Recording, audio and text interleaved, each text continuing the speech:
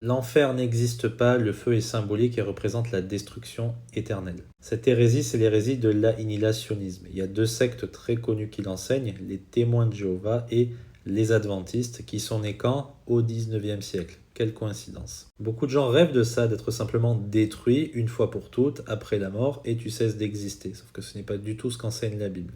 Et soit dit en passant, les athées aussi rêvent de ça. Ils rêvent de faire absolument tout ce qu'ils veulent sur la terre, de profiter de la terre que Dieu leur a donnée gracieusement pour ensuite qu'il n'y ait absolument pas de conséquences. Sauf que Dieu ne leur fera pas ce plaisir, c'est son univers, c'est ses règles et il va ramener toute œuvre en jugement. Maintenant, est-ce que le feu est symbolique? Alors, dans un sens, le feu peut être symbolique, comme par exemple en 1 Corinthiens 3, quand il est question d'un feu qui va consumer nos œuvres, afin de voir ce qui va en rester pour qu'on reçoive des récompenses. A l'inverse, le feu de la géhenne, et Jésus en parle très souvent dans les évangiles, je vous encourage à chercher par vous-même, c'est bel et bien un lieu de tourment conscient éternel. C'est le lieu de la pleine manifestation de la colère de Dieu contre le péché. Et nous sommes tous remplis de péché et nous méritons tous d'y aller si nous ne sommes pas sauvés par Jésus-Christ. Jésus dit qu'il vaut mieux entrer dans le royaume en s'étant coupé la main ou arraché un œil si on est tenté par je ne sais pas quoi,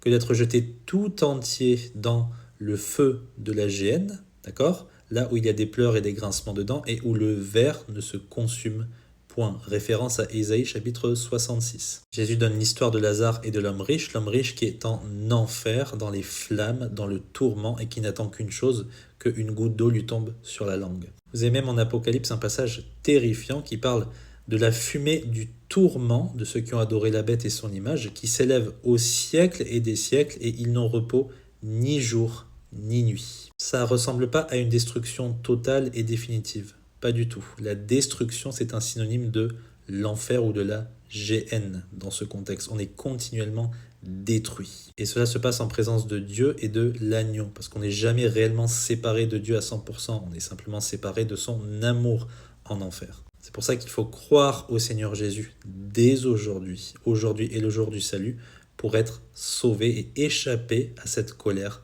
à venir. J'espère que c'est clair. Que Dieu vous bénisse.